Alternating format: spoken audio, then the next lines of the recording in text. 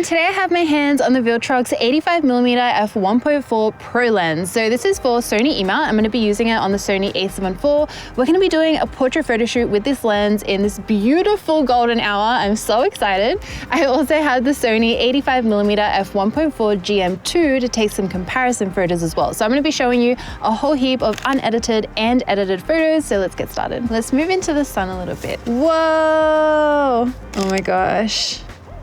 Wow, straight off the bat, this lens has an insane lens flare. It's so cool.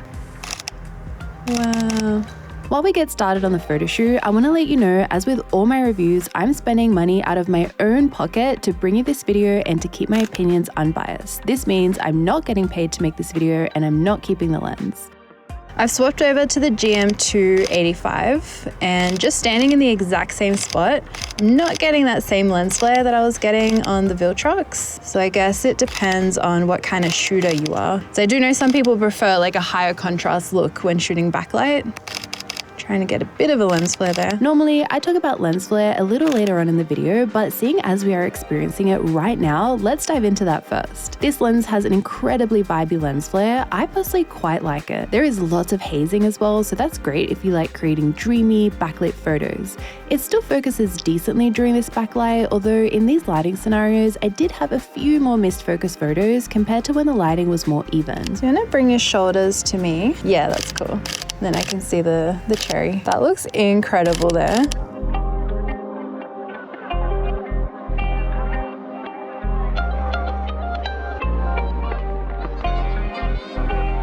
I thought it'd be interesting to get a little comparison shot here with the GM because the lighting is quite harsh. Oh my gosh, I love these photos, they're so cool. Next, let's talk about image quality, in which I did notice some interesting things. Throughout this review, I'll be sharing the unedited, straight out of camera photos I captured at 100% crop so you can see the true details this lens produces, and afterwards I'll have my edited version.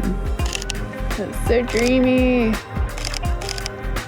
The cherries are so cute. I went with my Havana preset pack for this first half of the photo shoot for a bit of a film, vintage kind of look, and later on I switched over to my Amalfi preset when we changed locations for a golden, warm edit to those photos. You'll see why in a moment when we get there. I'll leave both these presets linked down below for you.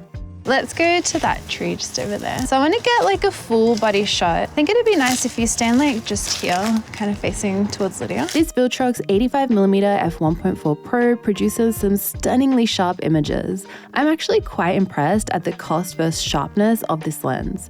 You will notice during the first few comparisons between the Viltrox and Sony GMII that they are so similar in sharpness level. It's really hard to tell them apart.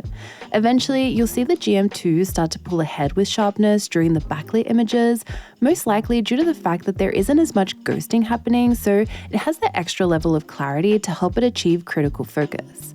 The colors straight out of camera for Viltrox are pretty neutral, leaning towards the warm side. And then we'll walk down to the water as well. Oh, that's really nice on the edge there. I'm gonna try like maybe hugging yourself could be cool. This 85 has 11 rounded aperture blades, and yes, the bokeh is absolutely gorgeous. The separation is nice and creamy, and the into out of focus transition is super smooth. It mostly keeps its shape as you step down. You can see slightly straighter edges as you do this. Something interesting I noticed is that this lens seems to have some spherical aberration. If you keep an eye out on these out of focus areas here on Hailey's eyelashes and on her hair, you can see a soft glow, almost halo around the sharp lines. This is quite subtle though, and it was only more obvious in these specific scenarios. The only downside to this is personal preference. Again, it can cause texture in the out of focus areas to be a little bit more distracting. Let's go to the sun because it's really cold in the shade. I'd love to get you here, just like in the middle of all this grass. Ooh, I love that. Oh, okay, it's just a branch touching my leg. That really freaked me out. Oh my gosh. Wow, the sun is a bit intense, hey? That looks so beautiful. This lens has a pretty good handle on chromatic aberration. Usually this is somewhere where more budget-friendly lenses fail at, but not this Viltrox. I even shot in some pretty extreme backlit situations, and I could only find very minimal CA in some shots, as you can see in these examples.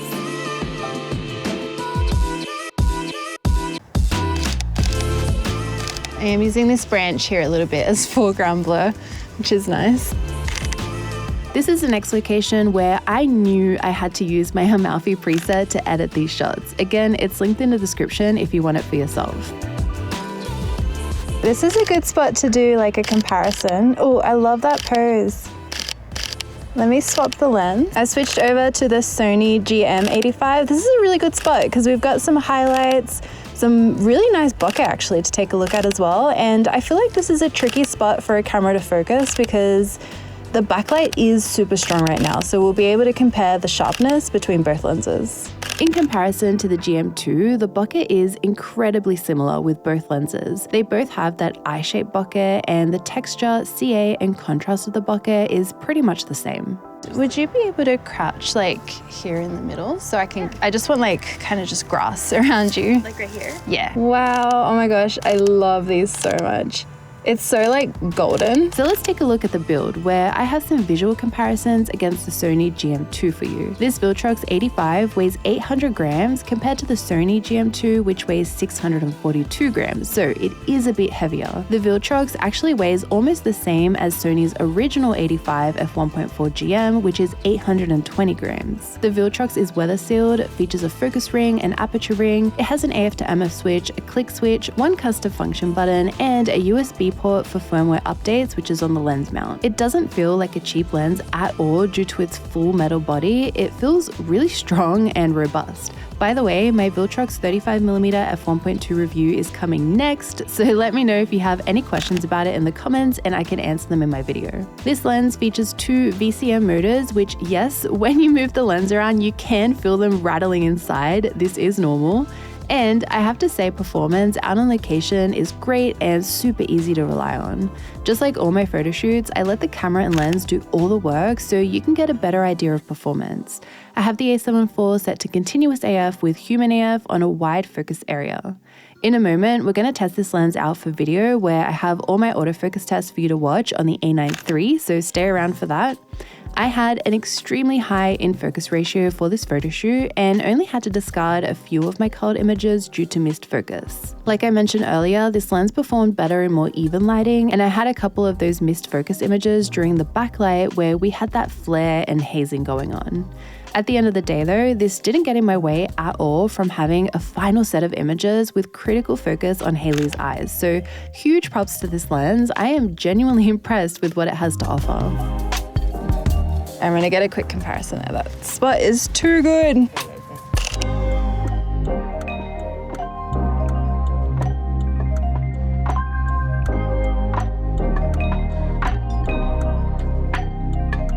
I think we'll just get one more in the little tree area and then we're done.